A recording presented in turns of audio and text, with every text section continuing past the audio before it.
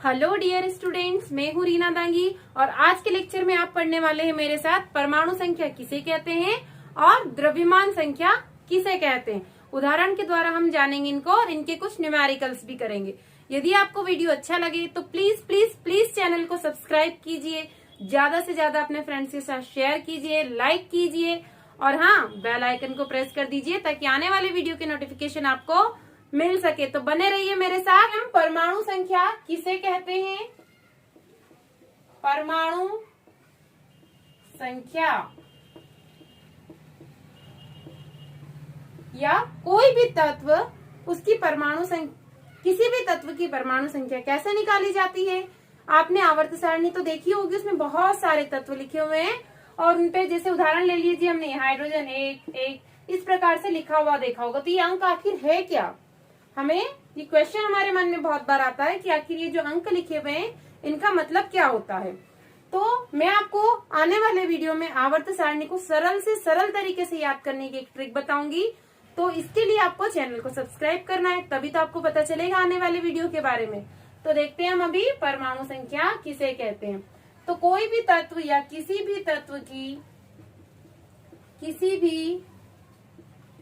की परमाणु संख्या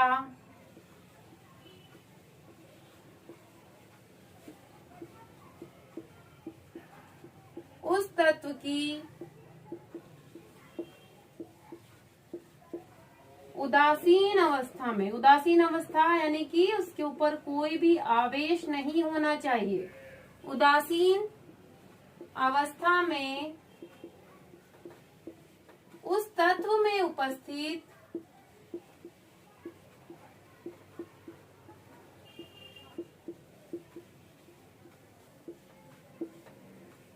प्रोटॉन या इलेक्ट्रॉन, या तो आप प्रोटॉन ले लीजिए या फिर इलेक्ट्रॉन की संख्या के बराबर होती है, की संख्या के बराबर होती है।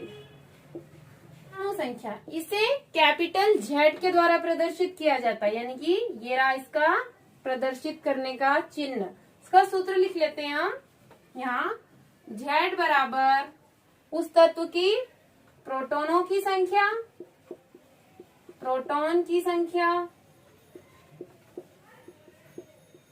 बराबर, या तो आपको प्रोटॉन की संख्या मालूम होना चाहिए, यदि आपको प्रोटॉन की संख्या नहीं मालूम है तो आपको इलेक्ट्रॉन की संख्या मालूम होना चाहिए।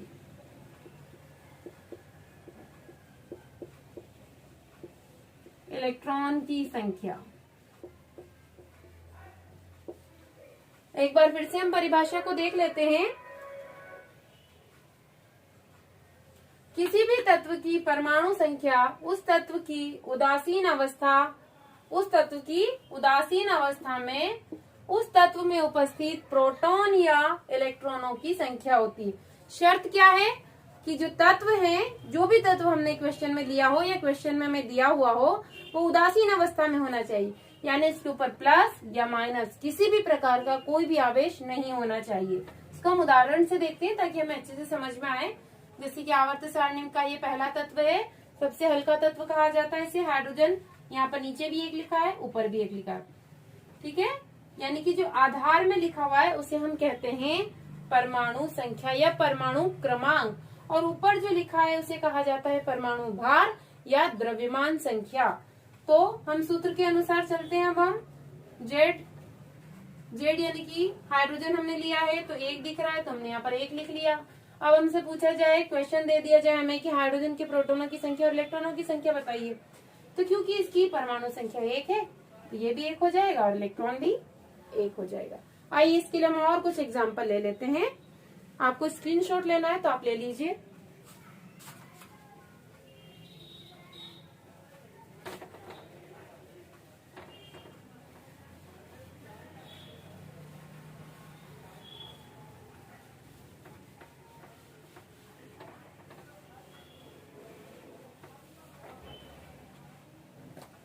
मान लो कि कोई एक तत्व है जिसके अंदर जिसकी कोई तत्व दिया है आपको, वो तत्व अननोन है, हमें नहीं मालूम है, ज्ञात तत्व है, उसके अंदर 11 इलेक्ट्रॉन है। इलेक्ट्रॉन की संख्या आपको दे दी, किसी तत्व के या किसी तत्व में 11 इलेक्ट्रॉन उपस्थित हैं, तो उस तत्व की परमाणु संख्या हमें ज्ञात करनी है या परमाणु क्रमांक हमसे पूछ लिया जाए और पूछा जाए कि इस तत्व की प्रोटॉनों की संख्या भी बताइए। इसको पी से डिनोट किया जाता है। तो सूत्र क्या था हमारा, Z बराबर प्रोटॉन की संख्या या फिर इलेक्ट्रॉन की संख्या। तो क्योंकि क्वेश्चन में हमें दिया हुआ है कि इस तत्व में 11 इलेक्ट्रॉन मौजूद हैं, तो इसकी परमाणु संख्या कितनी हो जाएगी, 11। सेम वैसे ही यदि आपको प्रोटॉनों की संख्या दी हुई हो तो आप आसानी से परमाणु क्रमांक या परमाणु संख्या को ज्ञात कर सकते हैं। अगला टॉपिक देखते हैं हम, परमाणु भार या द्रव्यमान संख्या।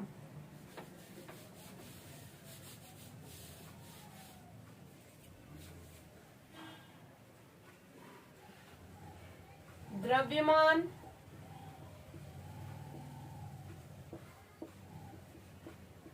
संख्या,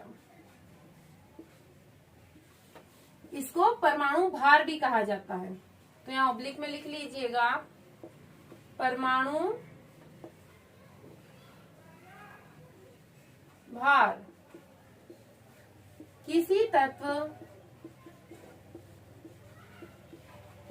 में उपस्थित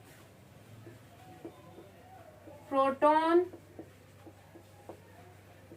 और न्यूट्रॉन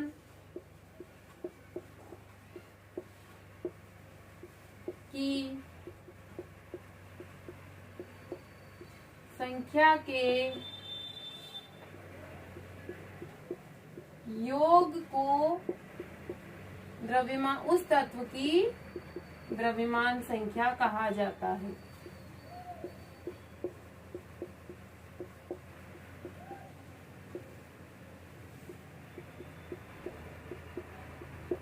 द्रव्यमान संख्या कहते हैं। इसे डिनोट करते हैं कैपिटल ए से।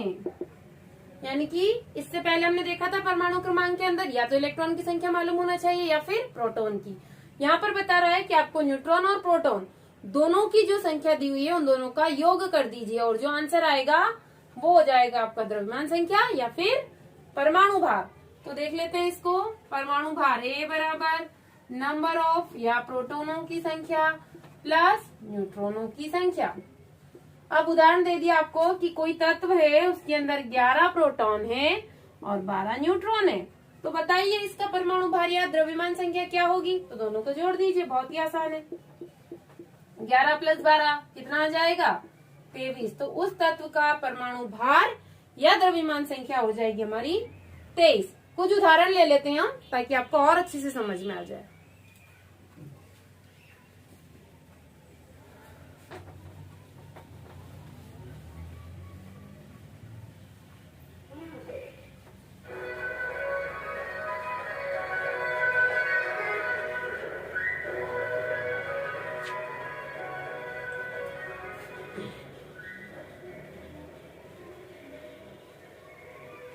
हीलियम कोई एक तत्व है जिसका भार हमें दिया है प्रश्न में 4 यूनिट इसका भार है और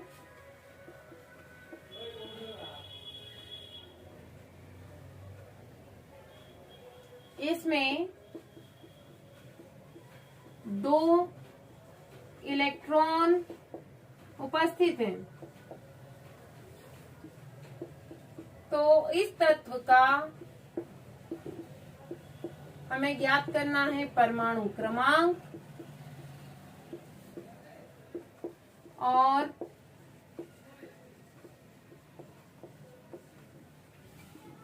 न्यूट्रॉन व प्रोटॉन की संख्या।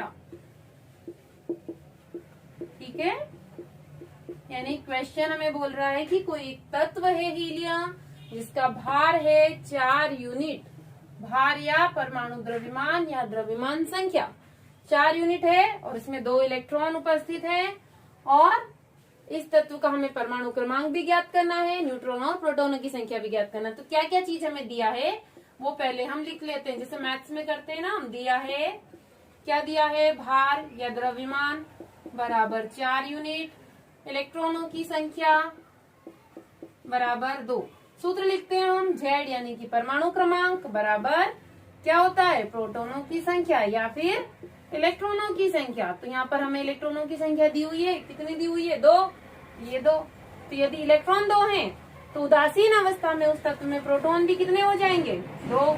उस तत्व की परमाणु क्रमांक या परमाणु संख्या भी कितनी हो जाएगी, 2।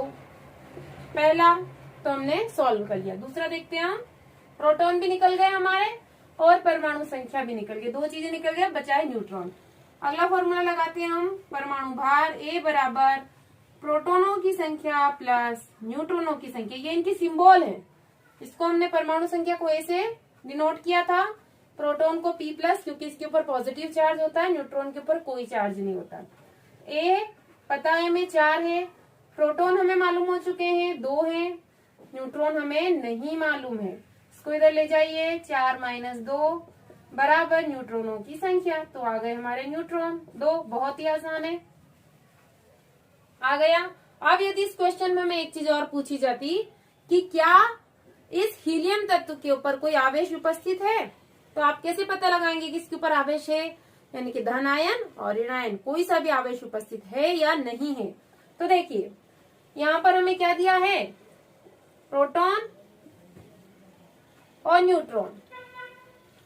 यह क्वेश्चन दूसरे टाइप से आ सकता है कि प्रश्न में हमें जैसे इलेक्ट्रॉन दिया है 2 है और प्रोटॉन भी 2 है। यहाँ पर हमें क्वेश्चन में ही बता दिया जाता है कि यदि प्रोटॉन भी 2 हैं तो बताइए कि हीलियम तत्व के ऊपर कोई आवेश उपस्थित है। तब हम कह सकते थे कि यदि इलेक्ट्रॉन और प्रोटॉनों की संख्या बराबर है तो कितने प्लस है, यहाँ पर 2 प्लस और कितने माइनस है, 2 माइनस, दोनों एक दूसरे से हो गए कैंसल, तो इसके ऊपर कोई भी चार्ज उपस्थित नहीं है।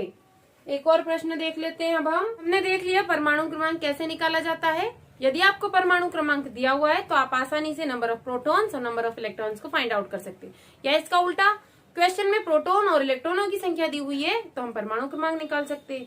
उसी प्रकार द्रव्यमान संख्या निकालने के लिए हमें या तो नंबर ऑफ न्यूट्रॉन्स यानी न्यूट्रॉनों की संख्या मालूम होना चाहिए या फिर प्रोटॉनों की संख्या मालूम होना चाहिए। यदि हमें दोनों में से एक चीज दी हुई है और द्रव्यमान संख्या दी हुई है तो हम आसानी से निकाल सकते हैं। यदि क्वेश्चन हमें इस प्रकार से दिया हो कि मान लीजिए कोई एक तत्व है, उसके अंदर 12 प्रोटॉन है, 11 प्रोटॉन है और 12 न्यूट्रॉन है। कोई एक तत्व है जिसके अंदर 11 प्रोटॉन और 12 न्यूट्रॉन है, तो बताइए उसका परमाणु क्रमांक क्या होगा, उसका परमाणु भार क्या होगा या द्रव्यमान संख्या क्या होगी, उसके अंदर कितने इलेक्ट्रॉन होंगे। अब यहाँ पर हमें आवेश की बात नहीं की गई है तो हम डायरेक्ट सूत्र से निकाल लेंगे। प्रोटॉन दिए हैं, न्यूट्रॉन दिए हैं, तो लगाइए सूत्र, Z बराबर क्या होगा, नंबर प्रोटॉन्स कितने दिए हैं, डायरेक्ट वैल्यू रख दी हमने 11, तो इलेक्ट्रॉन्स कितने हो जाएंगे 11, तो ये कितने हो जाएंगे, ये भी 11। निकल गया आपका परमाणु क्रमांक 11।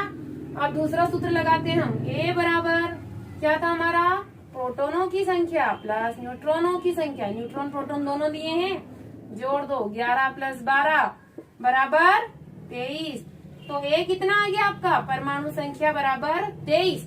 अब पूछा जाए इस क्वेश्चन में साथ ही कि उस तत्व का नाम बताइए और उस तत्व का नाम बताइए कि वो तत्व कौन सा है, तो अब हमें इसके लिए हमारी आवर्त सारणी याद करनी पड़ेगी। तो मैं आपके लिए एक और वीडियो लेकर आने वाली हूँ जिसमें बड़ी ही आसानी से हम इसके क्लिक के माध्यम से आवर्त सारणी को याद करेंगे। 11 क्या हो जाएगा इसका, परमाणु क्रमांक, क्योंकि नंबर ऑफ इलेक्ट्रॉन और नंबर ऑफ प्रोटॉन परमाणु क्रमांक के बराबर होते हैं किस अवस्था में, उदासीन अवस्था में। और योग्य परमाणु भार, और वो तत्व है हमारा सोडियम।